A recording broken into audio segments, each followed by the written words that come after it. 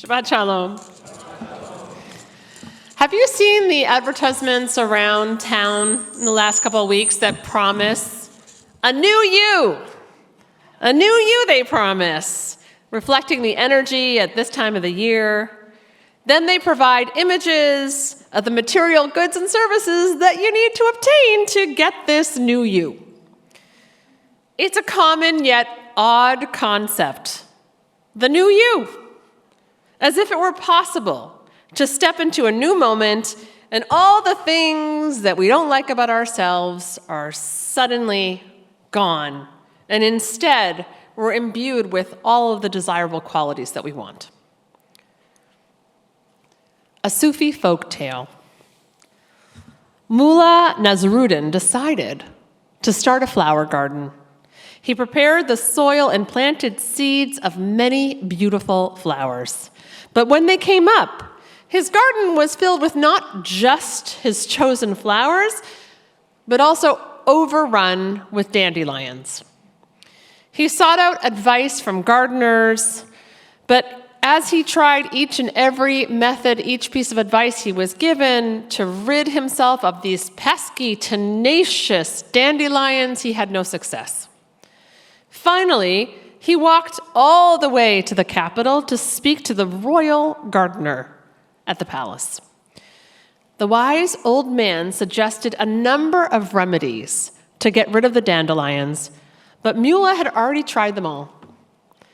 They sat together in silence for quite some time, and finally, the gardener looked at Mullah and said, "Well, I suggest you learn to love them."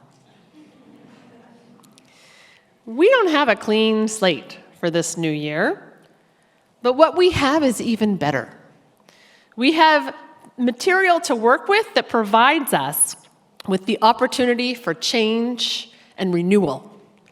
Jewish teachings offer us paths to reach a place of wholeness as we integrate all we are, all we have been, and all we want to be.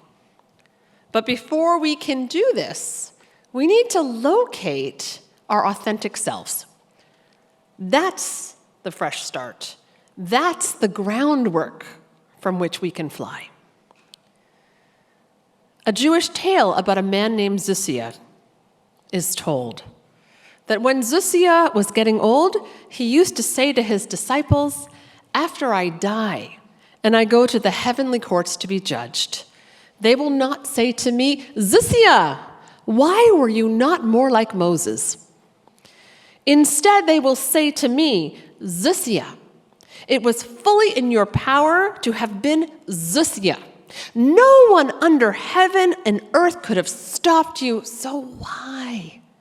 Why were you not Zusia?'"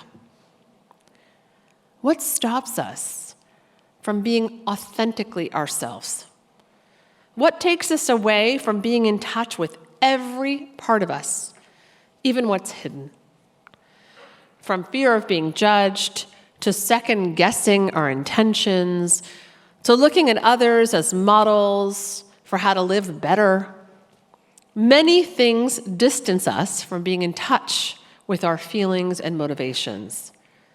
We all suffer from immense social pressures, and many of us suffer from internal pressures as we strive to be the best employee, the best partner, the best parent, the best friend. And that can pull us away from parts of ourselves. Yet, on the other hand, we can't live selfishly guided exclusively by our egos. We need to be cognizant of our relationships with others. A Hasidic teaching dictates that we should always carry two biblical ideas on pieces of paper, one in each pocket. And one says, "For me, the whole world was created." And the other says, "I am nothing but dust." In other words, I am both the center of everything and yet just another human in a world of billions. And in tandem, both concepts can guide us.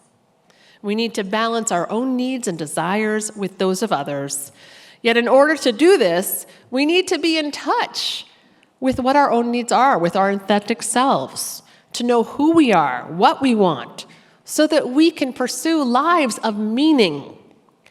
Our Torah portion gives us a lesson in living with authenticity. Jacob is 127 years old and nearing his death. He gathers together his sons along with 2 of his grandsons and gives them blessings.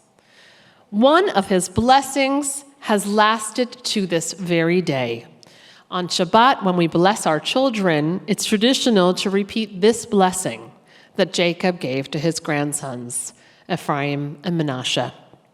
Jacob places one hand on each of their heads, and he says, Yesimcha Elohim ke Ephraim v'chi Menashe, which means, may God make you like Ephraim and Menashe. In a sense, Jacob is asking God to make Ephraim like Ephraim and Menashe like Menashe. But in this is a real teaching. That is the blessing that we offer to our children. Not that they be like Ephraim and Menashe per se, but that they be like themselves. That they grow into their very best selves. As we enter into these first few weeks of the new year, instead of searching for the new us, may we live with authenticity, honesty, and find the grounding that we need for cultivating lives of intention and meaning. Shabbat Shalom.